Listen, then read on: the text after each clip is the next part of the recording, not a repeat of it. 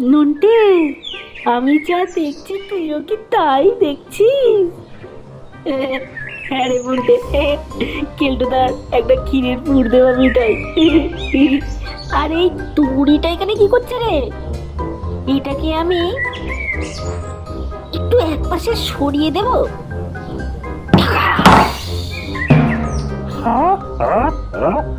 নোটে আর ফোনটে আমার ফাঁদে পা দিয়েছে। আমার প্রিয় মিঠাই চুরি করার থেকে এটা ওদের থামিয়েছে।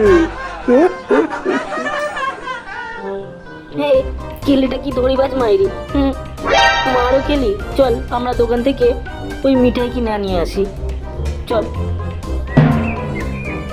আচ্ছা, নোনটে আর ফোনটে তাহলে একটা ক্ষীরের মিঠাই কিনেছে। একটা মিঠাইয়ের চেয়ে যদি আমার বেশি পছন্দের কিছু থাকে তো সেটা হলো দুটো মিঠাই। এবার আমরা একটা কিনেছি, খেতে আর কেউ বাধা দিতে পারবে না। ওই যে ওরা আসছে।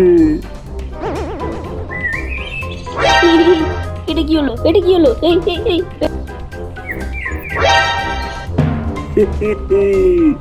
ফোনটের হাত থেকে মিঠাই উড়ে ক্ষীরের মিঠাই আমার হাত জুড়ে বসেছে। মিঠাই যখন শূন্যে উড়ে গেল তখন নন্টে আর ফোনটের মুখ দুটো দেখার মতো হয়েছিল।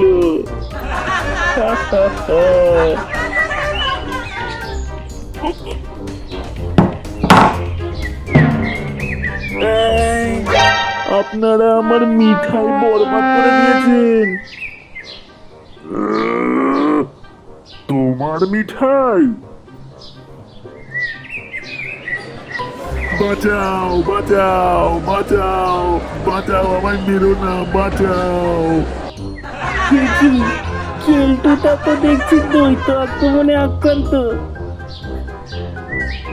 ওরে নন্টে, তাহলে চল আমরা ওর ঘরে ঢুকে মিঠাইটাকে একেবারে আক্রমণ করে দিই দ্বৈত হবে।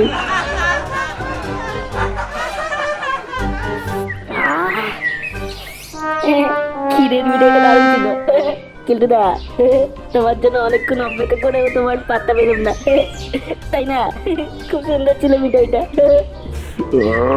তোরা আমার মিঠাই খেয়ে নিবি।